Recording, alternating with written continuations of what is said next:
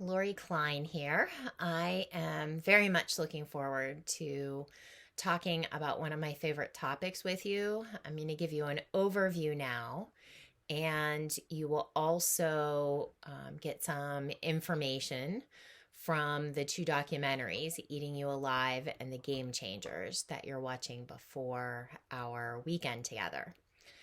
And I would encourage you to um, kind of experiment on your own with the information you get today, and also think about the documentaries critically.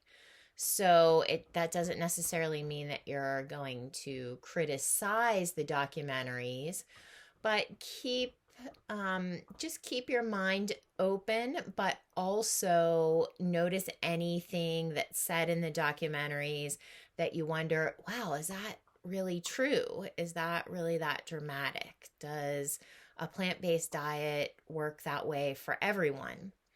And any questions that you have, write down. Anything that you think you might want to fact check, write down for our more in depth discussion. So, today I'm going to focus on just an overview of plant based diets, as I said, from a lens that I like to use, which comes from Dr. Greger, who has the book How Not to Die.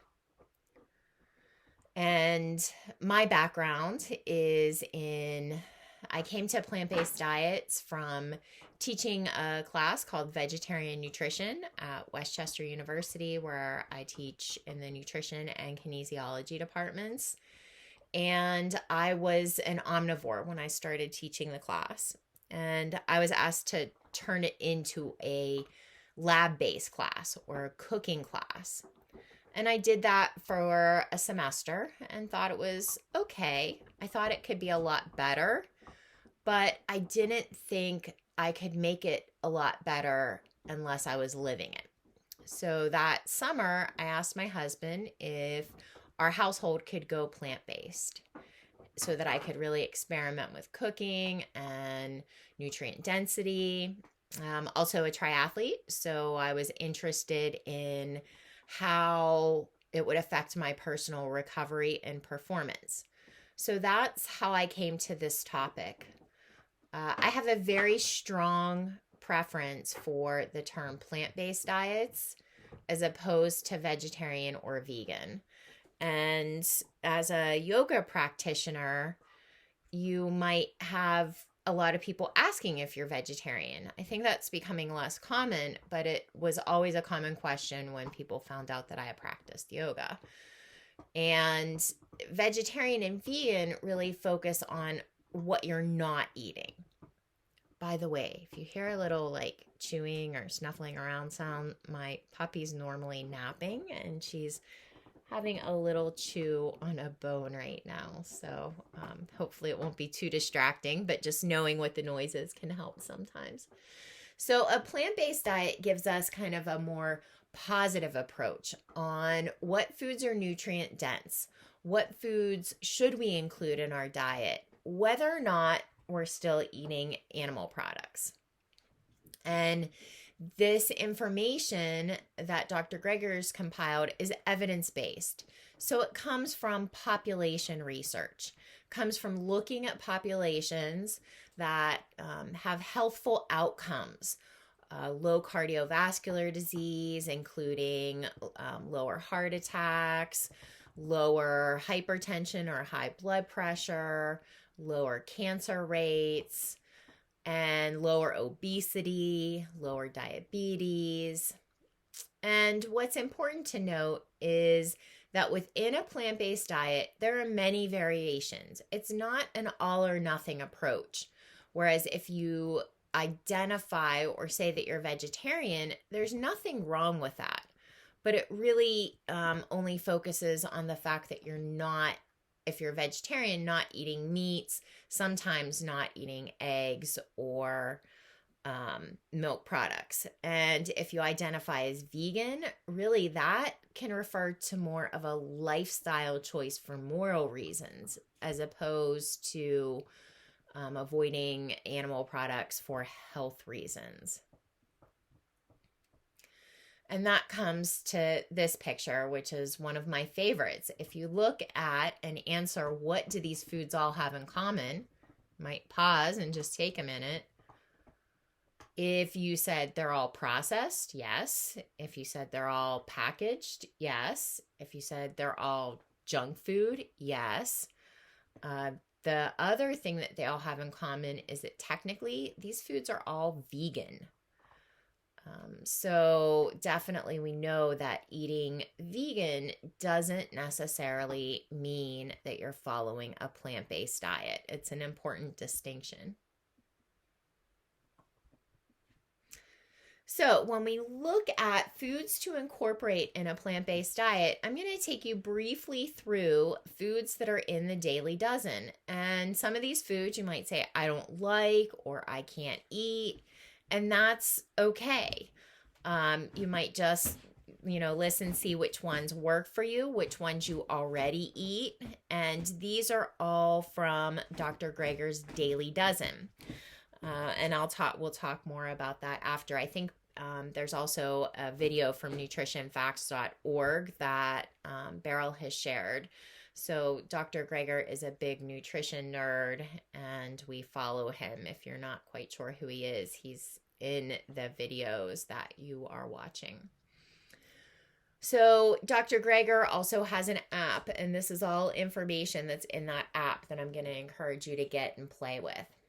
The first food is beans, and these check marks that are up at the top, that's how many servings Dr. Greger says daily you should eat in each category for evidence-based health.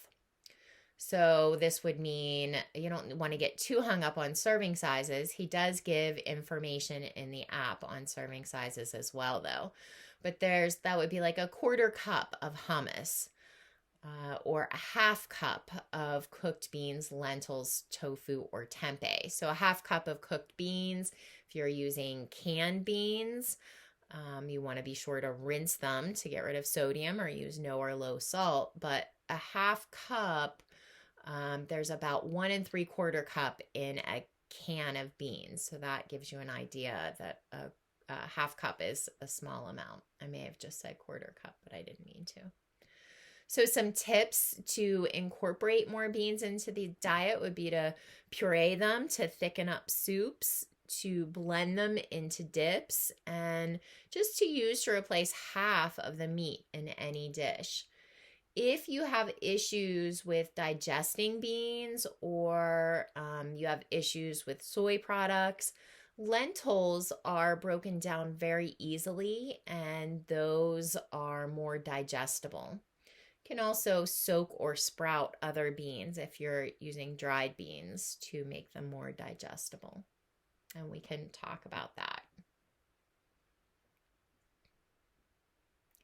Berries. It's interesting. Dr. Greger breaks down berries with 1 check mark separate from the other fruits category, because you see that beautiful color here of the berries. That color, when you see fresh fruits and vegetables that are purple and red and blue, that means that they have a lot of antioxidants that slow down the kind of, I would say, somewhat natural, sometimes natural process of aging and oxidation in the body. Sometimes that happens as a result of other things that we eat and do.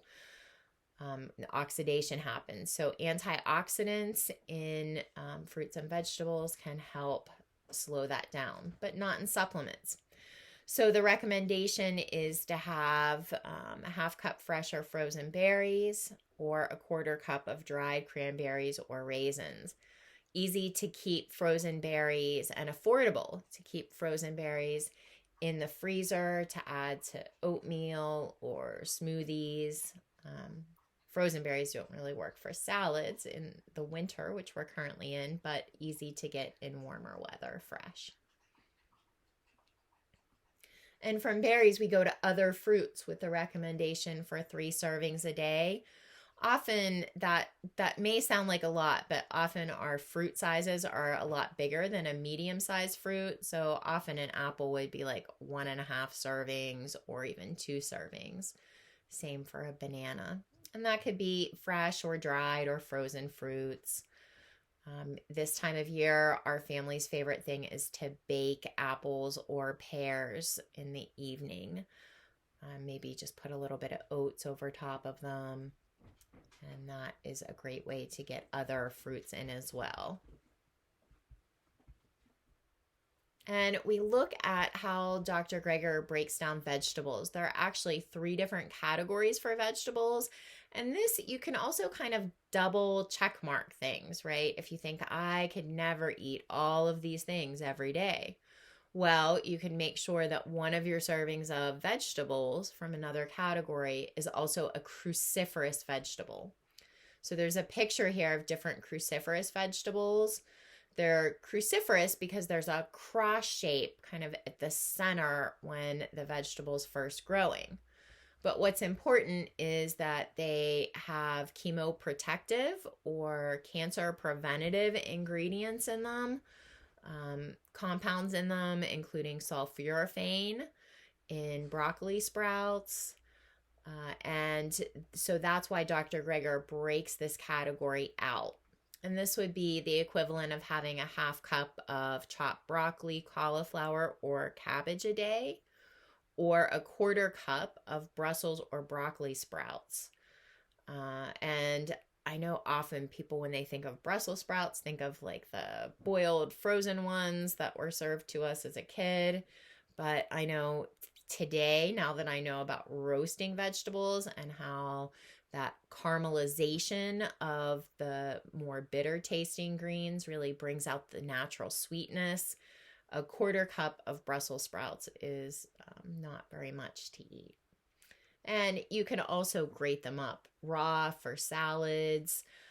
Some cruciferous vegetables, kale is a cruciferous vegetable, so that can be cooked down and it gets noticeably smaller. And horseradish is also a cruciferous vegetable that if you like that spicy bite, you can add it to your plate. Greens are also broken down separately for their intense nutritional burst. So serving sizes would be a cup raw, half of that cooked. So chopping and cooking for less volume, adding a little bit of greens cooked into any dish really helps get in those 2 check marks, 2 servings a day. And then all our other vegetables. So anything, we have 2 check marks for those. Again, that would be a cup of raw leafy vegetables where you could kind of double check mark it, or a half cup of raw or cooked non-leafy vegetables, everything from tomatoes and cucumbers to potatoes to carrots, or a half cup vegetable juice. Generally, we want to avoid juices because we lose a lot of the fiber. But if that's the only way that you're getting in your vegetables, juices are fine to incorporate as well. And our tip here is to dip those raw veggies into nut butters or dips for a snack. Always great to have that be the first thing you reach for a snack. Dr. Greger also breaks out flax seeds as a completely separate category. Flax seeds are the highest source of lignans available in any food. And the lignans, I'll talk a little bit about soy when we get together. But lignans are also considered to be chemoprotective, cancer preventative nutrient in foods. And they also serve, similar to soy, as a phytoestrogen or a false estrogen. And soy foods kind of got a bad rap when we didn't understand how that worked. And it's kind of complicated, as is everything within the human body, right? We know nutrition is very individualized. So when we talk about the phytoestrogens, basically they can either increase estrogen in the body when it's needed or block estrogen at the receptors where it's taken in at the cellular level. if it's not needed. So these phytoestrogens in plant foods actually help hormonal balance. And so that's one reason that they're thought to be helpful in preventing cancer. If you see the picture here, these flax seeds are whole. If you keep them that way, they'll go right through your body and you won't really get any benefit from the lignans. They'll kind of clean everything out, but you want to make sure that you grind the whole flax seeds or buy them already ground. And once flax seeds are ground, they should be stored refrigerated so that they don't go rancid. But they're great. Another thing that I put in my morning oatmeal every day is that tablespoon of ground flax. And they also work well to make kind of an egg for baked goods if you're following a completely plant-based diet and not using egg or dairy. Nuts and seeds, 1 check mark. Again, a pretty small amount. That would just be a 1/4 cup of almonds, cashews, pumpkin seeds, or sunflower seeds. If you have a nut allergy or general difficulty with nuts for any reason, seeds are often a better alternative. And you can also use nut or seed butter. Best if it's just the whole peanuts with no salt or anything else added, or whatever nut you're using. Cashews can be blended with nutritional yeast and other seasonings to make a nice cheesy sauce. Also, you could add cashews to soups to thicken them. Herbs and spices, another interesting thing that Dr. Greger includes. One reason is to reduce added salt in the diet. And there's 1 check mark here, and his recommendation is a 1/4 teaspoon of turmeric a day because there's a lot of population-based evidence from India on diet and how protective turmeric is. And this goes to the second reason that Dr. Greger includes herbs and spices in his daily dozen is that, again, high amount of antioxidants packed in a teeny tiny package. So you don't need a lot of herbs and spices to get a great antioxidant boost. So from turmeric, any other herbs and spices that you enjoy, he says add those in as well. I know that from an Ayurvedic perspective, which you'll be hearing more from Mary Beth on this, that I was told in my last Ayurvedic consult to add a dash of turmeric to everything. Again, to the oatmeal, to smoothies, to rice. And you don't need much. A 1/4 teaspoon is really just a dash or 2. Whole grains, 3 check marks a day. This is aligned with the American Institute for Cancer Research's recommendation that shows about a 60% reduction in colorectal cancer. So those whole grains are incredibly important in the diet.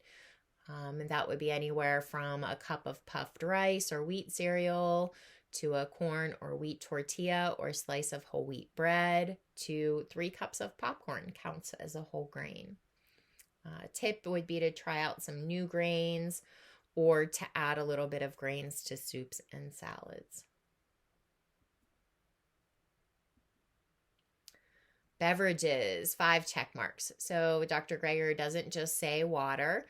And the research really shows that tea, water, coffee, anything that you don't add sugar to is a great beverage choice. So there was discussion. Often we don't understand research right away. So discussion on coffee and tea as not being good choices, but because of caffeine and acting as a diuretic. But really, it would take really large amounts to have a dehydrating effect. And the tip here, Dr. Greger talks a lot about hibiscus tea, and this is shown in the research that hibiscus tea has potential to lower high blood pressure and is a really great choice. And the last part of the daily dozen is about exercise. So just making sure that you move your body, 90 minutes of moderate intense activity like hiking or yoga, or 40 minutes of vigorous intensity activity like running or swimming laps would be considered a daily dose or daily serving of exercise.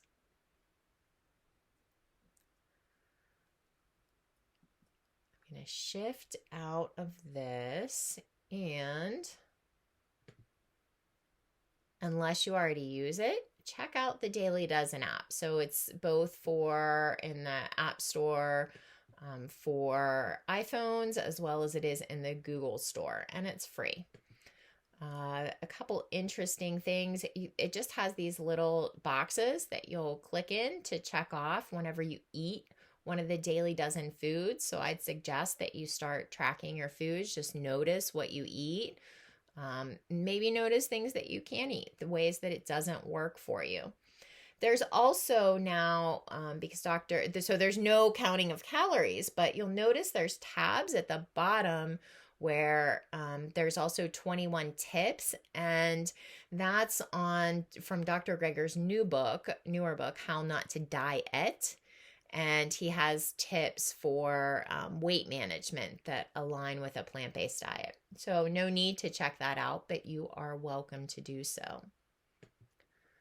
The other information that I'm going to share with you, you don't need to read this to understand it. You could just skim over it. But this is the official position paper from the Academy of Nutrition and Dietetics on vegetarian diets. So that would include a plant-based diet. And they look at all the different factors involved, people with different conditions, how a plant-based diet can work to treat those conditions, ways that a plant-based diet can be helpful all throughout the lifespan, and things that we need to consider. So there are nutrients of concern in a plant-based diet, and sometimes we don't hear about that when we watch documentaries.